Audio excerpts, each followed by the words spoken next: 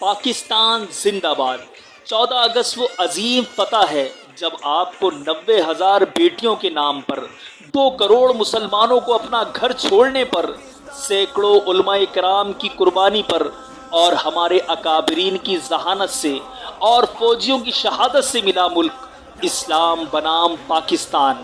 اس ملک کی قدر کریں، اللہ کی عبادت کر کے، پیارے رسول صلی اللہ علیہ وسلم کی سنتوں پر عمل کرتے ہوئے، گناہوں سے بچتے ہوئے، صفائی رکھتے ہوئے، اپنے ہم وطنوں کو خوش رکھ کے ایک ہو کر کافر کو بتا دیں کہ ہم مسلمان ہیں۔ پاکستان کا مطلب کیا؟ لا الہ الا اللہ، کون ہمارے رہنما محمد الرسول اللہ۔